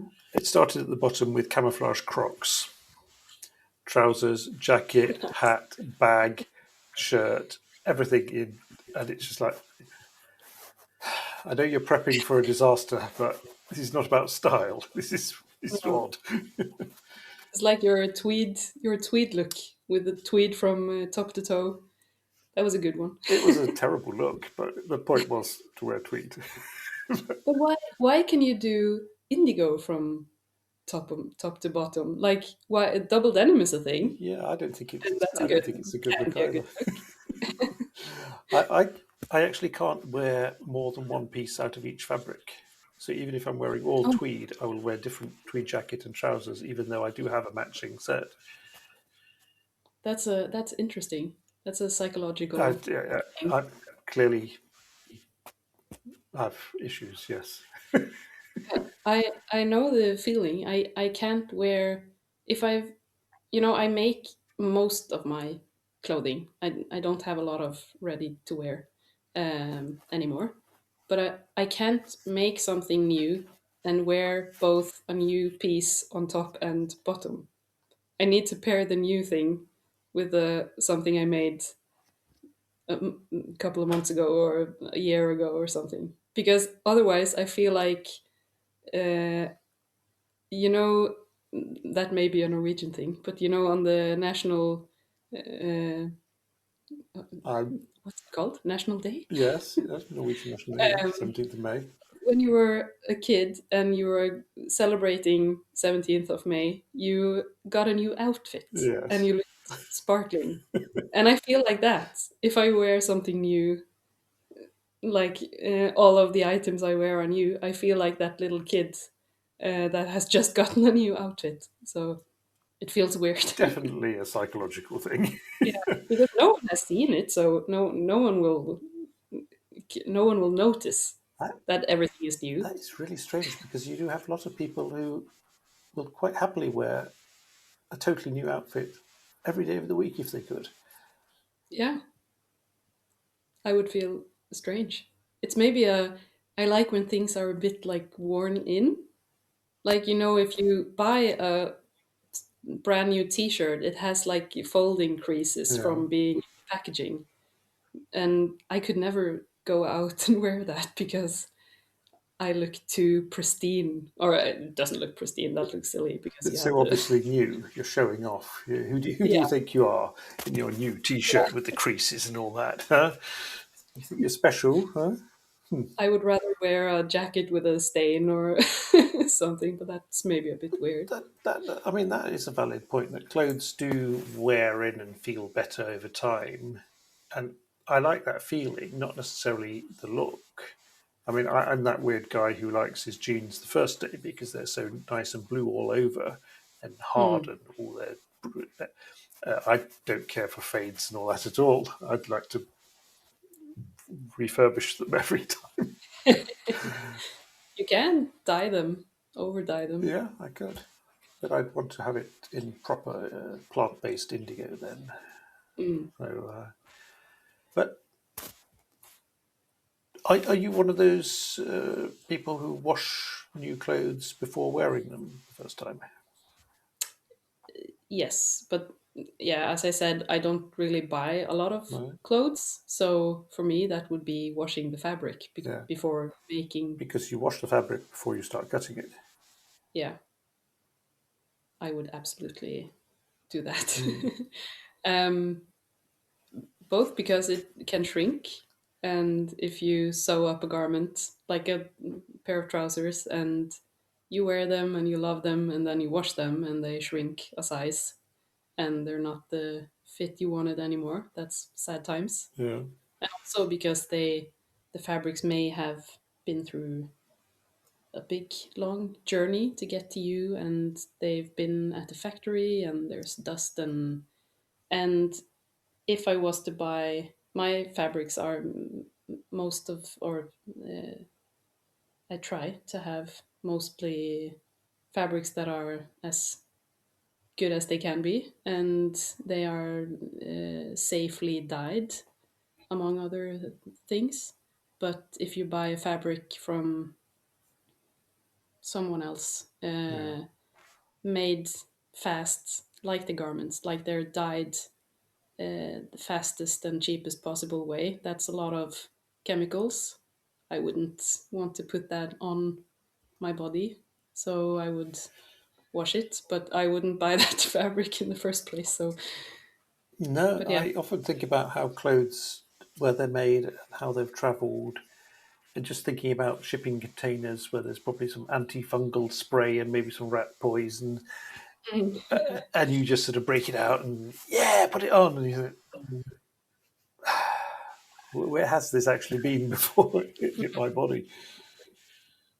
Yeah, yeah, you can, the smell of new clothes and the feel, and it can be a nice thing, but often not, It's maybe. like some people go on about the smell of a new car, Mm, which is basically just various chemical solvents and nasty yeah. things you really wouldn't want to inhale, but I guess. No, I don't remember where I heard it, but maybe it was on your podcast, actually. But they were talking about the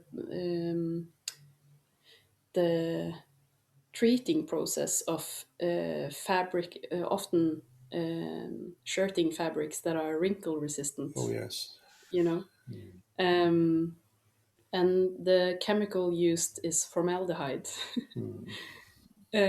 And I would never want to, yeah, put that on me, and I don't think I would like to put it in my washing machine either.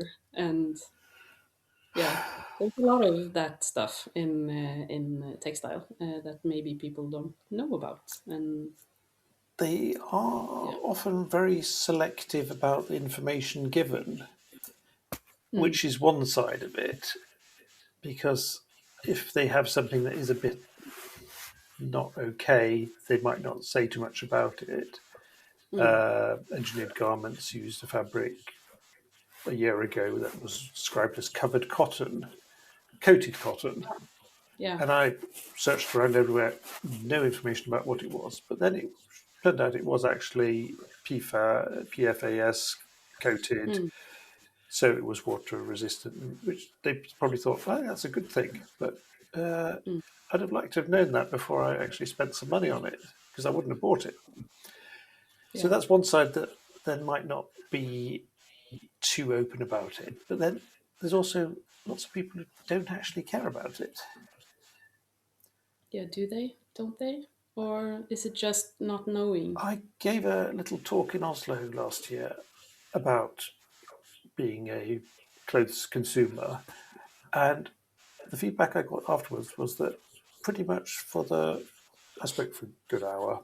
All the things I was talking about were unknown to the people who were listening.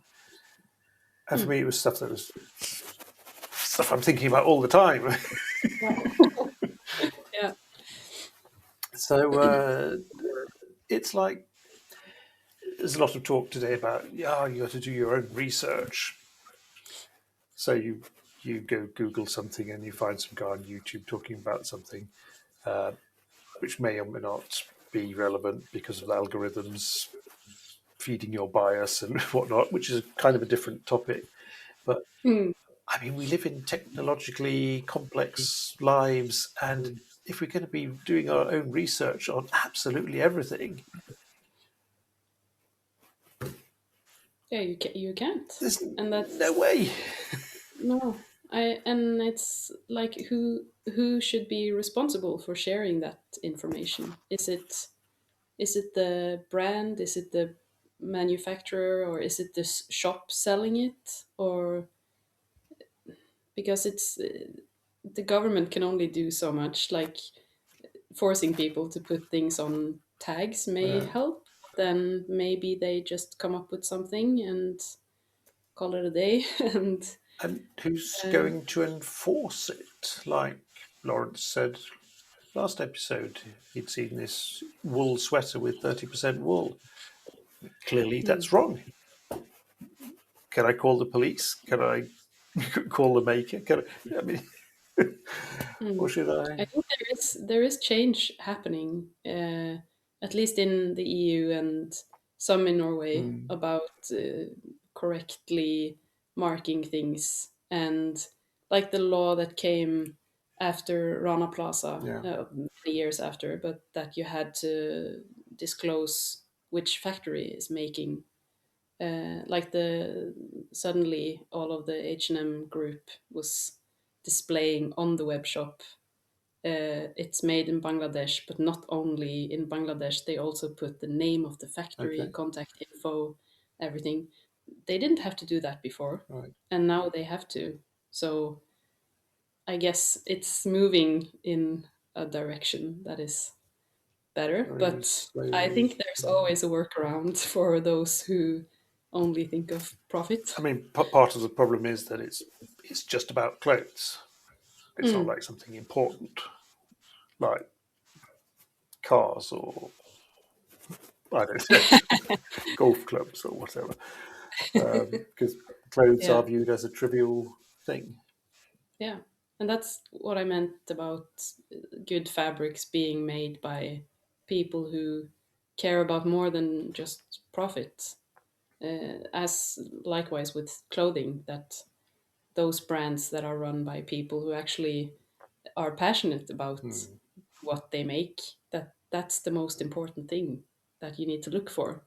Not look on the label, or of course look at the label as well, but find the brands that you trust will make conscious choices. And like that's with the fabrics, that's why I love Japanese fabrics most, because I think in Japan there's a bigger understanding of craft, and there's a heritage of artisan makers, and they have a lot of traditions in Hmm. textile, which we also used to have, but we have kind of discarded and stopped making fabric, Hmm.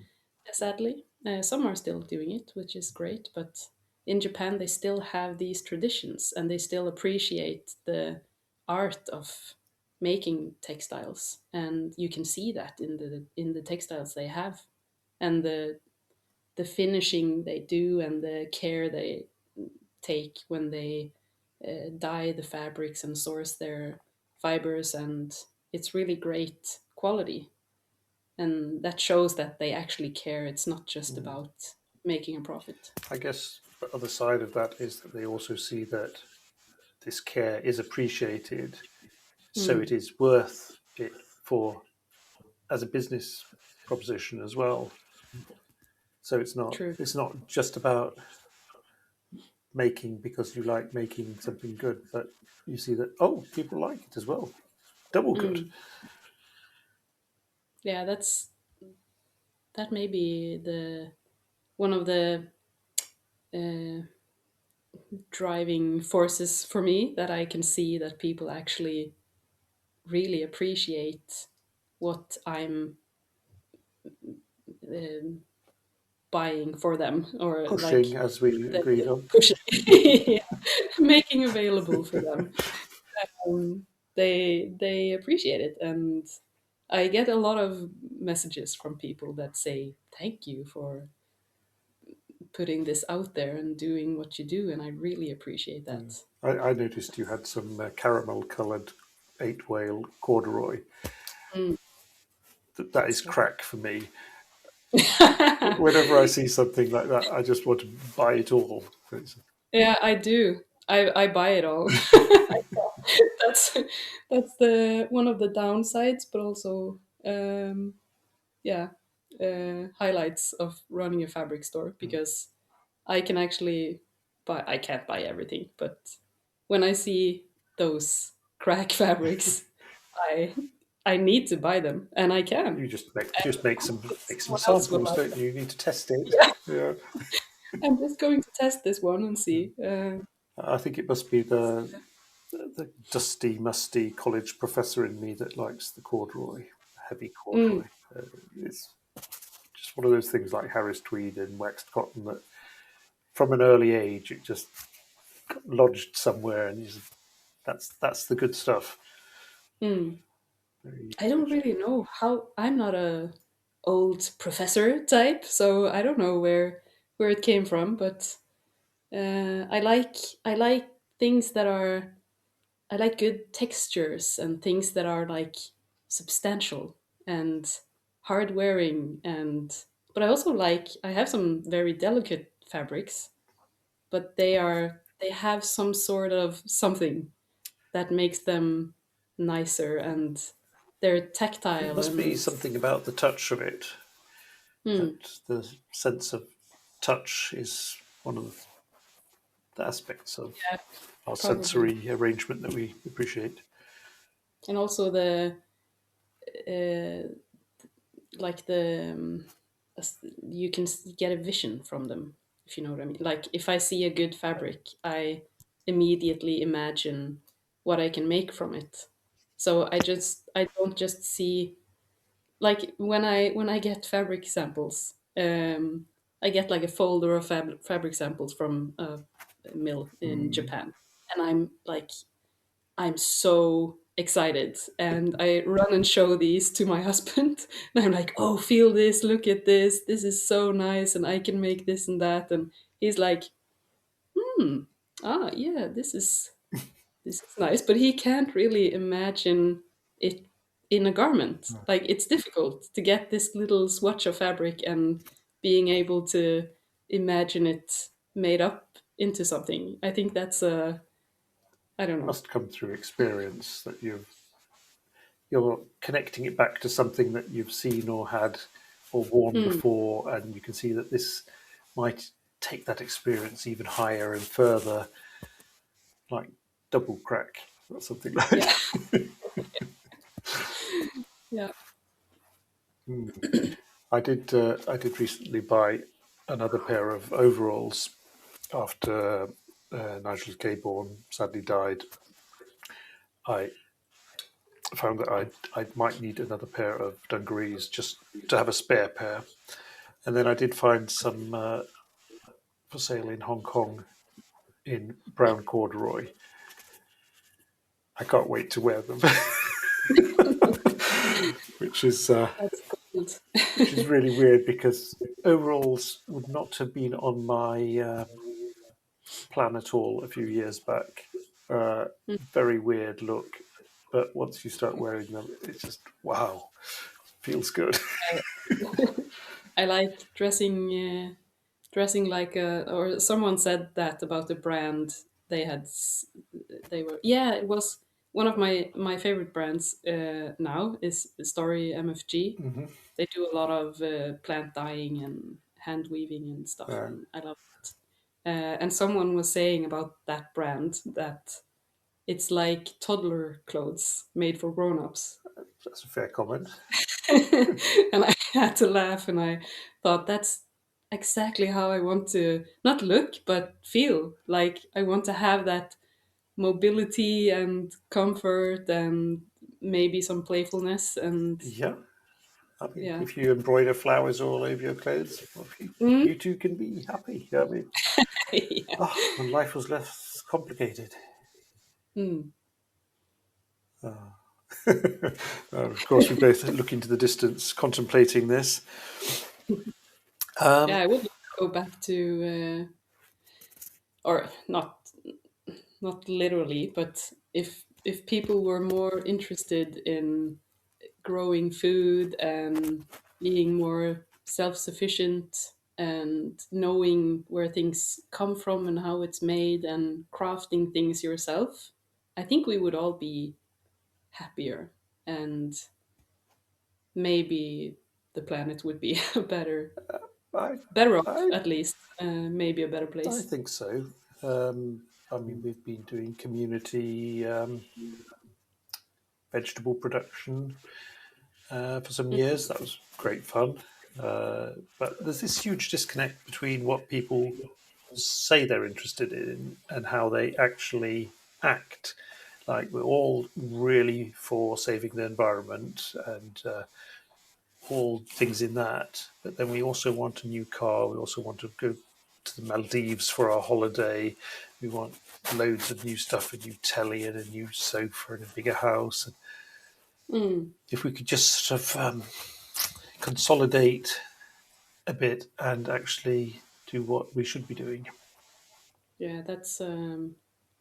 I might be throwing myself under the bus, but I'm. That's one of the things that I feel like is tearing me into, because, as I mentioned, I started cycling um, a few years ago, like road cycling. And now you have 17 bikes. Yeah, five maybe, but two of them are vintage, so I feel like that's okay. But you haven't thrown any of them away. None What? of them are waste, though. So you No, haven't thrown any out. So no. what? I sold one to a Yeah. friend, um, but I haven't. It's not. But it's not the bikes. It's the cycling clothes. That's the problem. Oh, because they're all Yeah. synthetic. You like to polyester Yes. up. Yes. Yeah. But I don't. I don't like it. Like, but it's a. Well, that's It's a. okay then. If you don't enjoy it,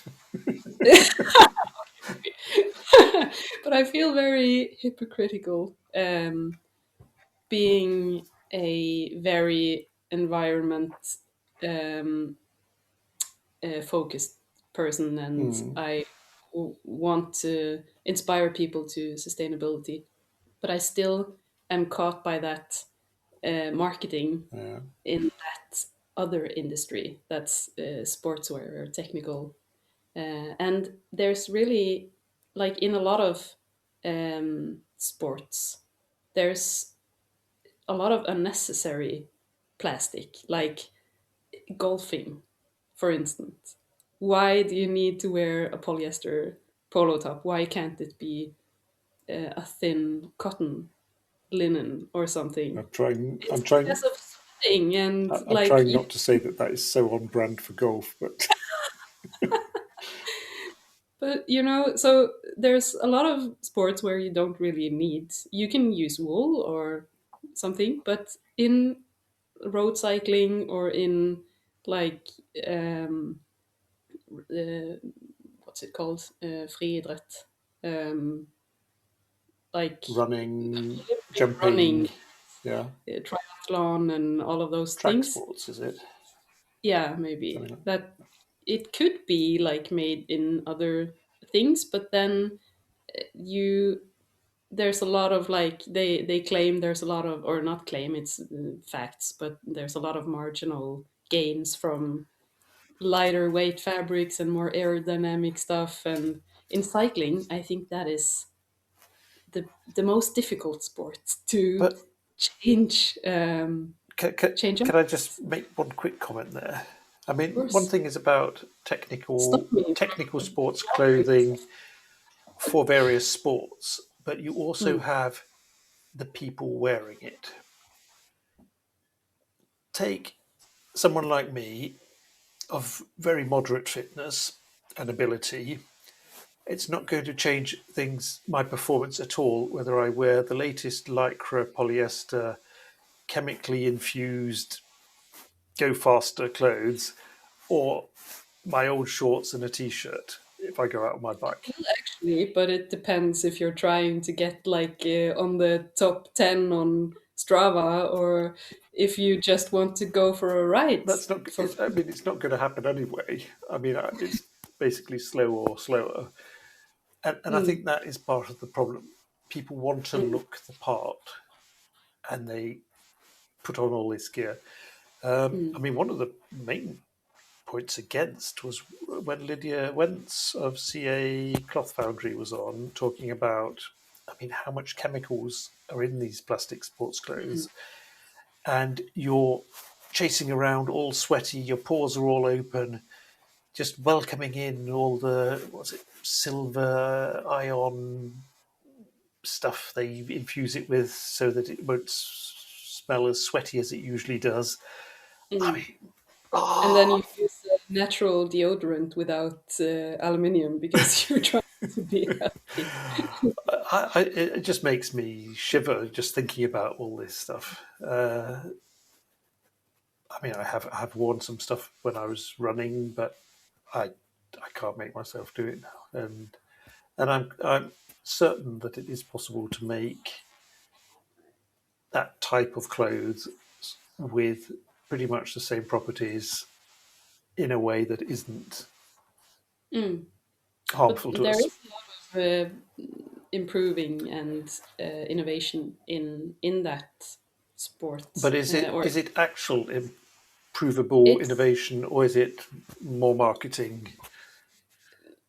maybe mostly marketing. Of But and I when I started cycling, I wanted, of course, to get the best possible course, yeah. alternative I could, while still being a part of the or looking the part, as you say, Uh, and being able to ride a little local race and not wearing a t-shirt flapping around uh, and you know.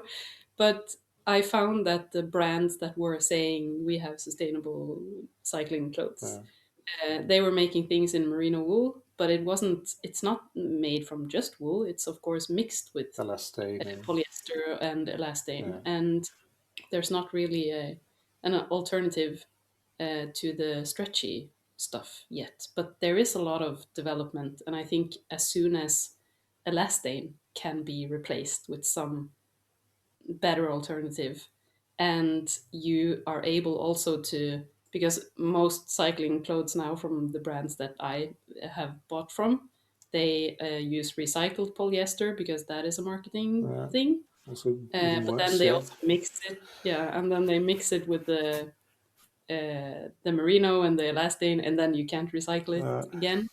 So I think that there won't be a solution to that until you can actually recycle things or make things from only biodegradable material.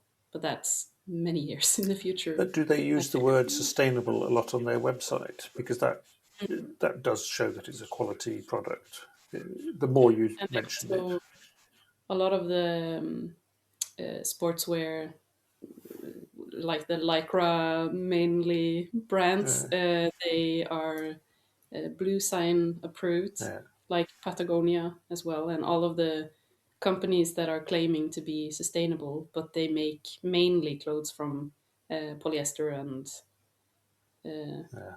yeah, It similar. seems to They me that Blue Sign is mm, really just a really fake credential. it's a bit like oh, what's it called? Not Guts, but the other one. Um, Oh, there's quite a few of them now, isn't there? yeah, I Better can't remember. Cotton Initiative, Ecotex. Ecotex, right?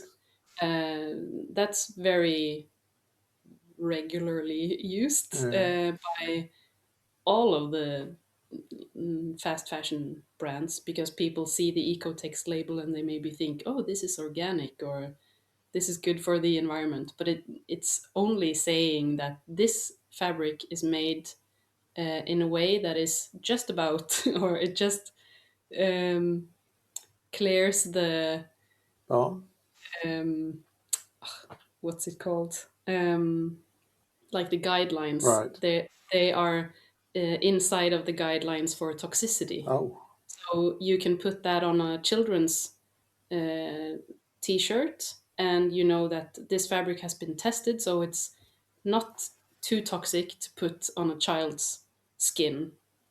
That's just to use that as a marketing thing. Now, I yeah, think it doesn't sound good, does is it? no.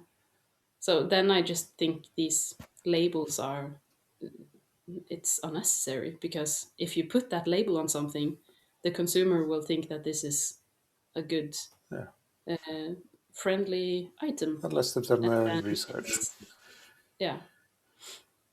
I remember looking at a British brand started by a former high street clothes guy, and on the description of one of their items, the word sustainable was used 17 times. Hmm. And this is also a brand that is very heavily giving away stuff to influencers Of course, also green and lots of marketing. recycled cotton and blah, blah, blah. It's not a sustainable brand. Neem, London. So, yeah. I see we've been talking for over 2 hours now, so that's good. Is there anything we should be mentioning? Anything you'd like to bring up? No, I was going to say now that the labeling thing also, the point of saying something is organic, Yes. that I know you've been talking a lot about this with other people too, but I wanted to point out that, similar to drugs being the same word, Okay. that organic Yeah. in English, organic is the same for something that is organically grown and something that is often organic matter or fiber. All right. So something grown organically is something different than something that is an organic substance Yeah. or fiber. And I think that may also be something that people, or the consumer is uninformed Yeah. about or doesn't realize, because I'm seeing that a lot. People calling something, because in Norwegian, I was going to say, Yeah. the word is different. Because in Norway, we call something that is grown organically økologisk, Yeah. Ecological. but Yeah. in something that is organic, that's organisk. Yeah. So it's two different words, and I see that often in when Norwegian uh, people are posting on Instagram something they made. Maybe they bought a fabric from me, and it's an organic cotton, and they call it organisk. They call it Yeah. organic, as in organic matter or fiber. And that's very interesting, because don't they know the difference between the two? And then how is this translated into English then? Because the word is exactly the same. Yeah. Organic and organic is, they're two different things. So there must be companies using the word organic. Oh, definitely, because the fashion people working in the fashion industry are. I mean, there's smart people, but there's also a lot of very low level jobs where Yeah. not held by very smart people. Add And in a then bit of Chat GPT and stuff, and it's woohoo. and the smart people will take advantage of it as well and think that, oh, but it is organic. Yeah. Cotton is organic. Tec- Linen is Technically, organic. we've not lied, but No. might have a point. Yeah. Yeah. Yeah, that was just a point I wanted to talk about, because I don't hear anyone talking about that, and I find it uh, quite interesting when I see that the word is, since you can see spot that in Norwegian and not in English. Then how many times will that occur in English Mm. or globally? Well, there you go. Hmm. So we covered plastics. Yes. I'm fascinated by your trees in the background there, and knowing that you're nearby one of Norway's most precious tourist attractions. What's it Yeah, like? we Can you see the cruise boats going past from where you sit? no. Yesterday I saw a boat going past, but that was they ship concrete elements from the dock, Okay. which is sad times. But we have what you call, or what the real estate agents call, a fjord glimpse. Ah, Like you can see the fjord, but it's not Lysefjord. It's one of the out outtakes, or one of the other fjords that meet Lysefjord. arms, We can see, fjord arms, sidelines, and something. Yeah. yeah. Alternatives. Yeah, there's a famous, or I don't know if it's famous. My mom sent me a newspaper article about it. This big yacht that's now being rented. It's I think it was like 20 million Norwegian kroner per night or something to rent this yacht, or maybe it was 10 $2 million. million. I don't know.